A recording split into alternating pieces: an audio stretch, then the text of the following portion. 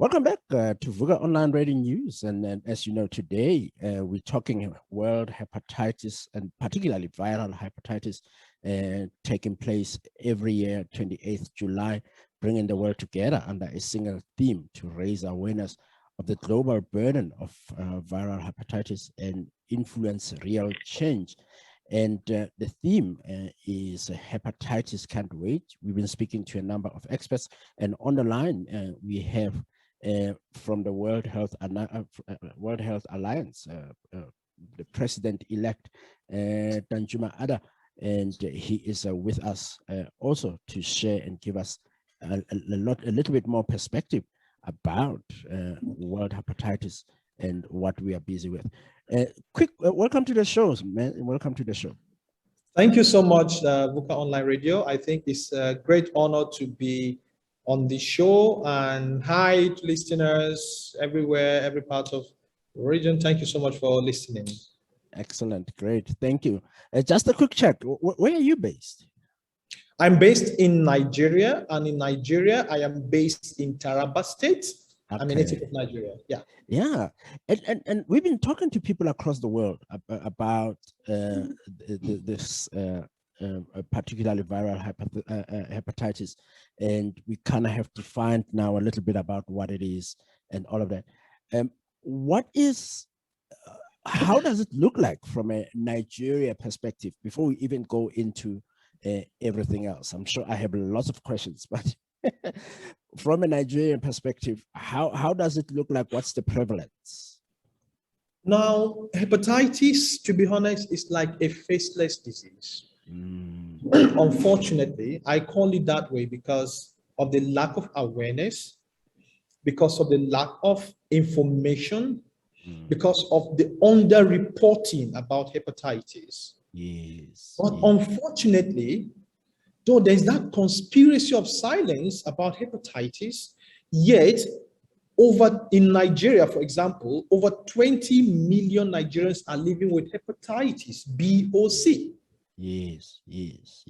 That is the enormity of this disease. Yeah, that's a lot of people. I mean, I know that Nigeria is a big country, but 20 million is still like half of the population of South Africa, where I'm talking from.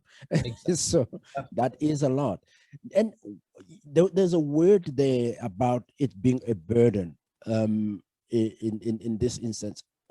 Tell our listeners, or maybe share with our listeners, in what way is it a burden when people are not reporting or sharing their illness and challenge? Now, let me tell you why, in our understanding, hepatitis has been grossly underreported. Yes. One, over the years, there has been this lack of evidence to show the morbidity or what hepatitis causes. You know, first of all, hepatitis simply means inflammation of the liver. Yes. And so many things can cause the liver to be inflamed.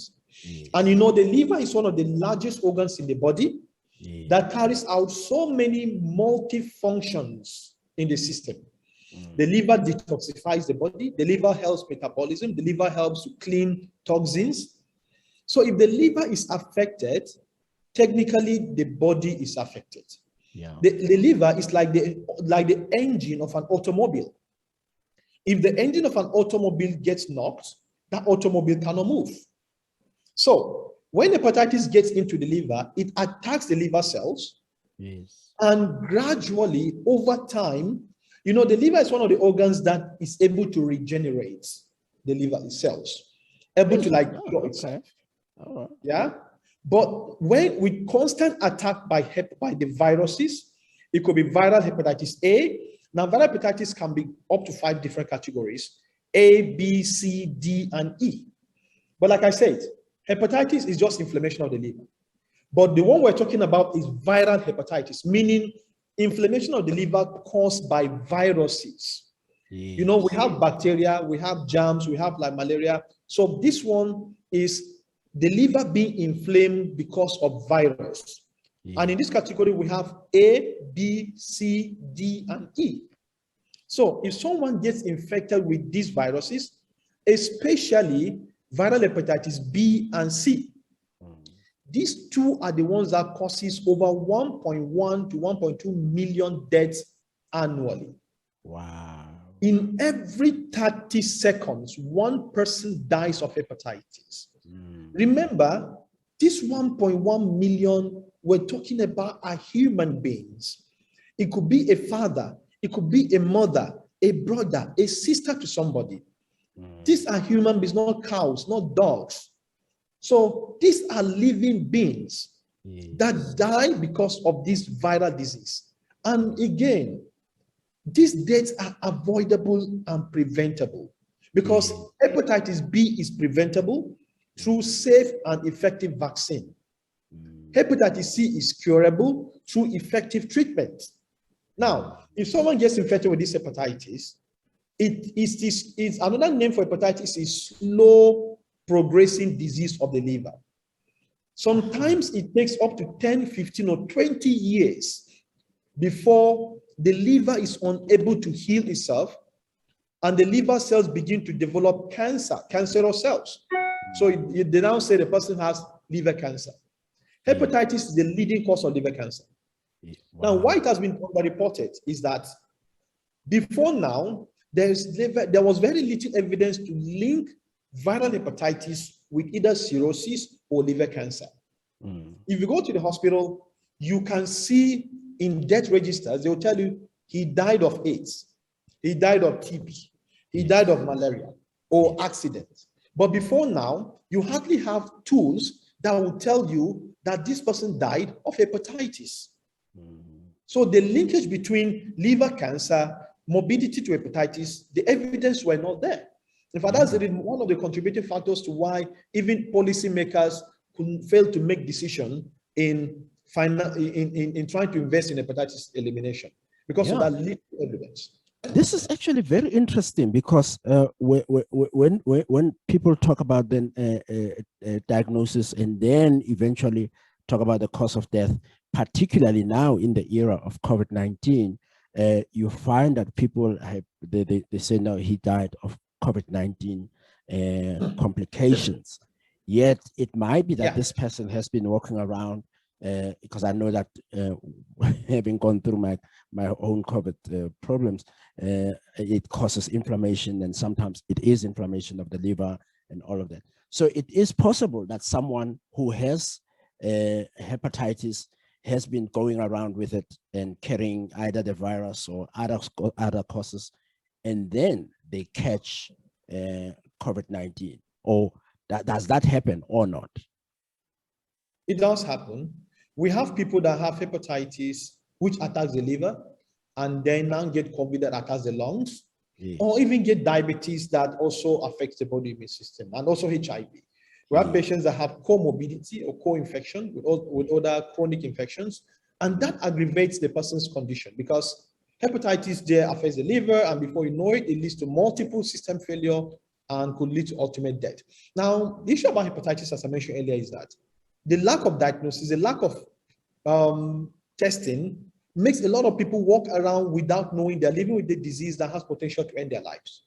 And because it barely shows symptoms, unlike COVID, for most people, they might have one or two symptoms they might not be aware, either the flu, the catarrh, whatever, or even HIV. HIV, the shortest time, someone comes out with an immune problem. But hepatitis, majority of people could live for a very long time. They do not know that they have this virus. They do not know that it's gradually eating their liver cells. They do not know that their liver is battling with a virus.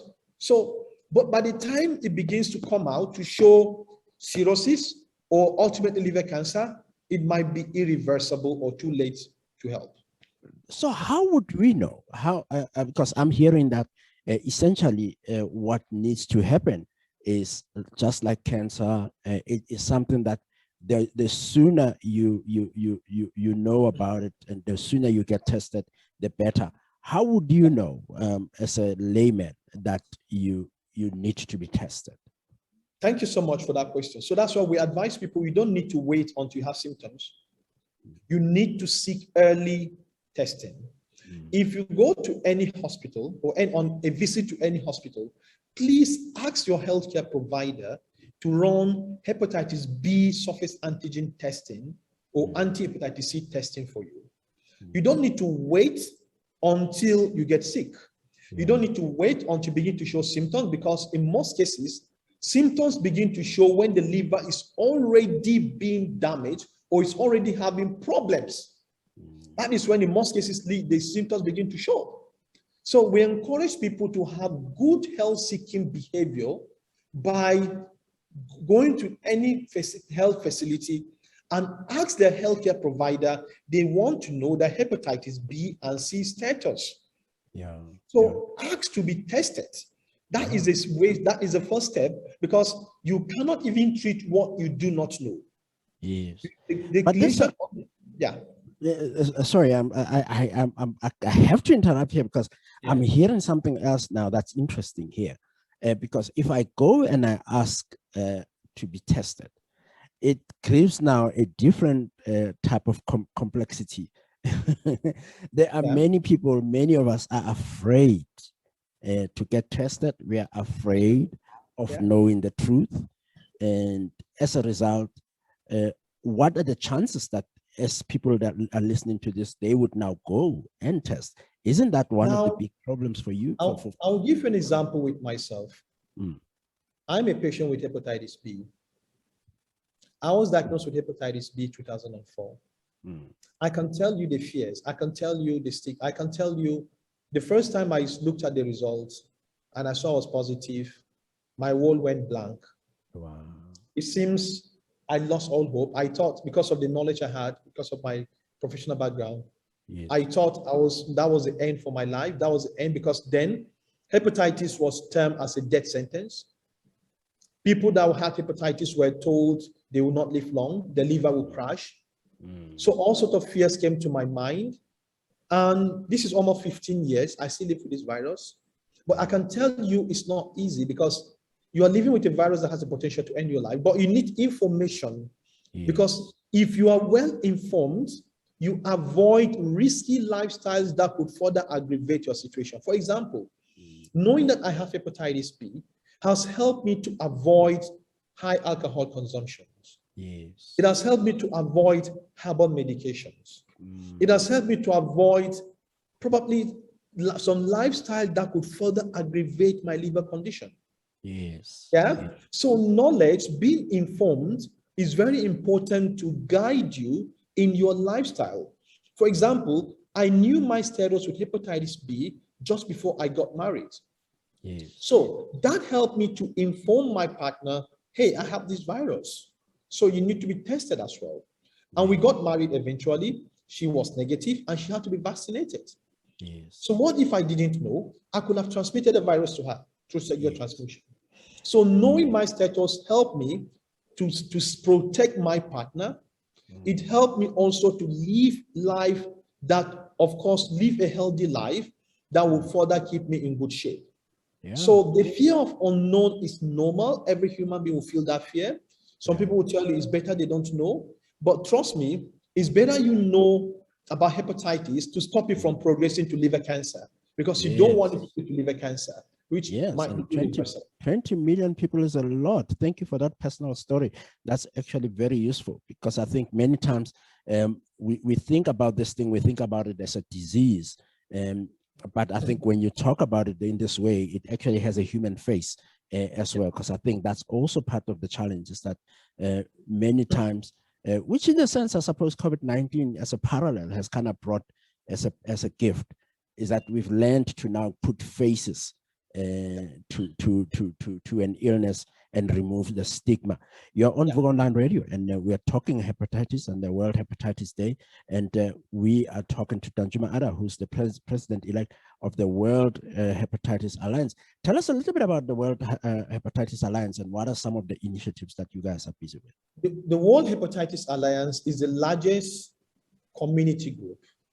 I will put it to you this way. We are the face of hepatitis. We are the people living with this disease. We are the men, the women, the brothers, the sisters that are living with this disease globally.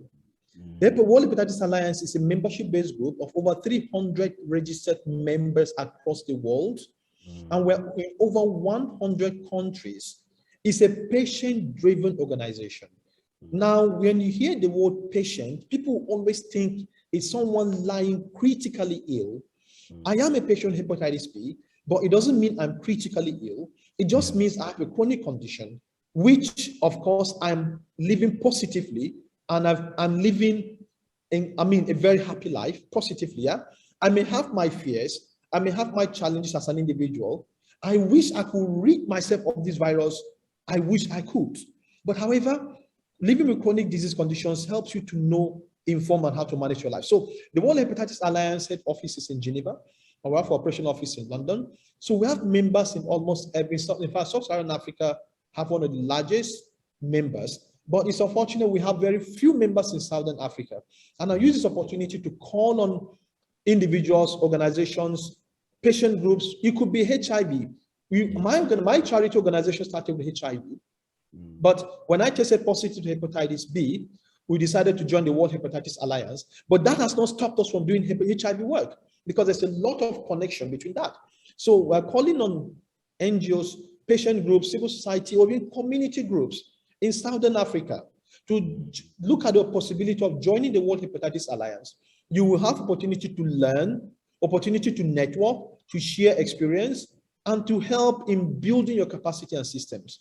And I am the president-elect, the first from Africa, and it will be a great opportunity to have Africans join us so that together we can fight this monster, the hydra-headed monster called viral hepatitis in our region. Because we have the highest burden of hepatitis in the world, one of the highest burden. Almost 100 Africans are living hepatitis. 89 million live in hepatitis B, and about 19 million with hepatitis C. It's a very big burden in the region of Africa. 9 out of 10 people are walking around with hepatitis and they don't know it. And globally, 290 million men, women, and children have this, unless we have a massive scale up like the conversation we are having now, screening, diagnosis, and linkage to care. It will continue to spread, leading to an estimated 76 million new infections. This is what I'm reading on the website, worldhepatitisalliance.org. I think this is the place for you to go. And I think what I like about the website, Danjuma, is the fact that there are also personal stories like you've just shared now, with people who actually are living with the virus. One last, maybe two last questions, because we've run out of time technically, but this is always interesting for me to kind of share this information. The one thing that's fascinating for me is the cost of treatment in this instance. What would you say about the cost of managing an illness like viral hepatitis? Now, thank you for that question. That also depends on the context and the country, because it differs from one country to the other. I could tell you in Nigeria, it is out of pocket because there's no hepatitis funded program and no health insurance covering hepatitis. So that is a big burden to people, especially living under $1, $2 per day. And you see, that is also one of the drivers of self-medication and self-help by so many people, because they are not insured under the healthcare system. They now resort to self-help, and that further compounds their problem. Someone is having hepatitis, he goes to the hospital because he or she cannot afford the diagnosis and treatment. He goes to alternative care, the herbal medications or self-help. And these people now come down with liver complications within a few years. So it is context specific, and it depends on regions and countries. In some regions and countries, there could be health insurance or there could be funded programs. But the majority of African countries, there are very little or no government funded hepatitis programs. So patients, very, very unfortunately, are left to their fate to take care of themselves and to fend for their treatment.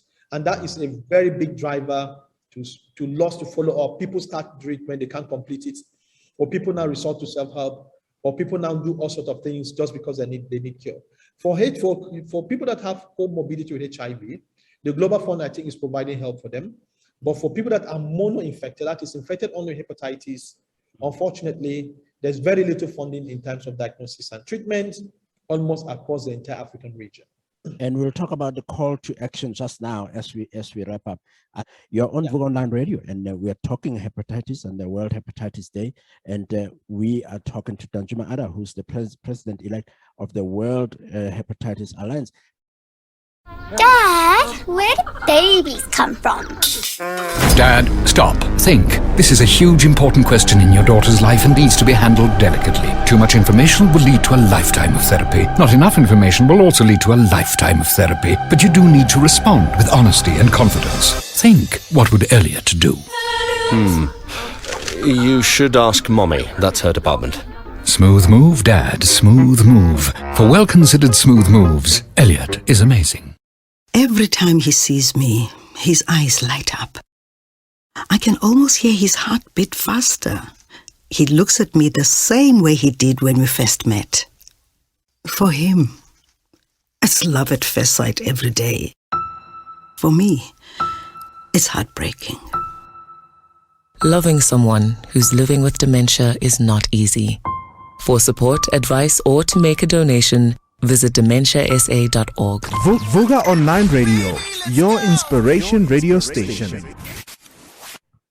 Welcome back to Vuka Online Radio, and we are talking to President-elect for the World Health Alliance, and Danjuma Ada. Now, the question I was asking as we start wrapping up,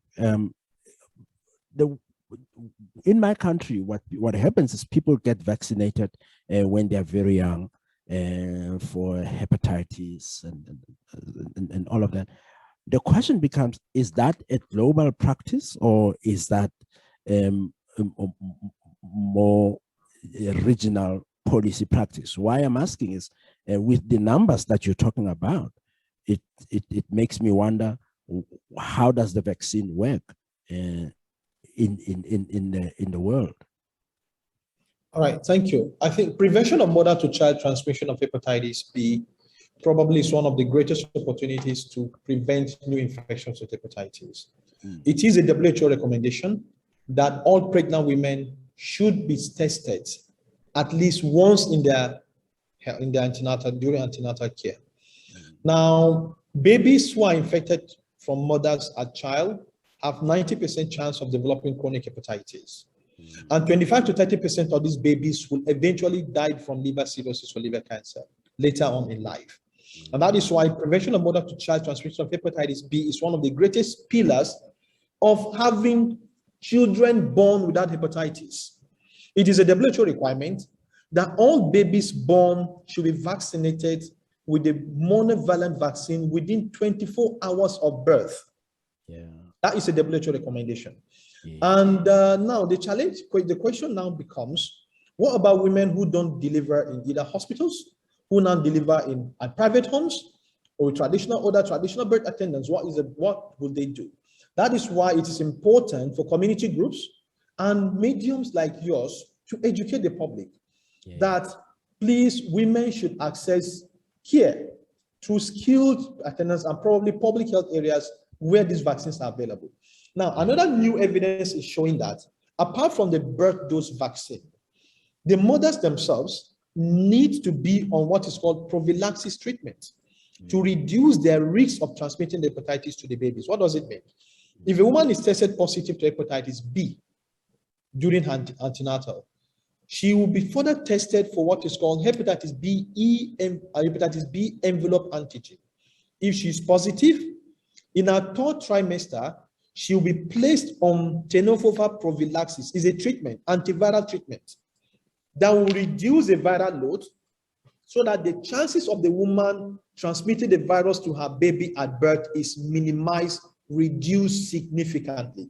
So the woman receives that treatment as a preventive measure, and the baby is given the vaccine at birth. So the two combined intervention could help to have babies born without hepatitis all over the world. But unfortunately, in Africa, the coverage of birth dose vaccine is very, very poor. Yes. In fact, in some countries in Africa have not even initiated the birth dose vaccine. That is very discouraging. So it is our call, and my call as an individual and the World Hepatitis Alliance, asking governments or citizens who are listening that ask for it. If you're a pregnant woman, you need to be tested for hepatitis B when you go for antenatal. And you need to be, if you're positive, you need to get further interventions. And your baby should receive the birth dose vaccine within 24 hours of birth. Yeah. That's the call to action there on the World Hepatitis Day, to get yourself tested and make sure that you know awareness is key. What would be your call to action to policymakers, very quickly, Danjuma, as we My call to action is that, unfortunately, Africa, we have seen very poor we've seen some measure of political will, but we've seen very poor commitment in financing hepatitis elimination. Yes. There can be no hepatitis elimination if there's no financing in healthcare system to improve diagnostics and then to improve systems in the health system. For example, people need to be diagnosed with the viral load before they get treatment. We can domesticate the production of these drugs. Rwanda is doing very well. Egypt has shown good example of local initiative to produce hepatitis C drugs. Our leaders in Africa can do this. So let the citizens begin to call our leaders to action, hold them accountable. Let me tell you this. In Geneva, our leaders signed up to the elimination of hepatitis goal. They also signed up to the UN High Declaration of integrating hepatitis into universal health coverage. So it is a fundamental right of every citizen to get tested, to get treatment, and to get diagnosis as at when due. So government should live up to their responsibility to the citizens by ensuring that, in the context of, people were faced with a lot of economic challenges, a lot of socioeconomic issues. You don't expect someone to go and be spending $200-300 when he's supposed to bring food to the table. So health insurance should be key, and funded programs could also be a strategy to reduce burden that people face in accessing care. So domestic financing, increased commitment by our policymakers and government could go a long way to eliminate hepatitis. But to the citizens, don't wait until you get free testing. Own your health. Take responsibility over your health. Go to the hospital, ask to be tested. If you're negative, get vaccine. But if you're positive, please get skilled, competent healthcare provider to guide you appropriately. And that's a really great note to leave it on. Danjuma Ada, President-elect of World Hepatitis Alliance. You can get them, you can reach them at www.worldhepatitisalliance.org. And they have a lot of information there around the resources and what is viral hepatitis and other stuff. And for those who are listening and who want to contribute to the cause, I think you can even donate on that website. Danjuma, thank you so much, man. Thank you for sharing your story. Thank you for sharing your wisdom, and congratulations on your appointment, and good luck. And hopefully we talk again soon to see how you're doing. Thank you so much. Thanks, listeners. Thanks for the opportunity to speak here. Excellent.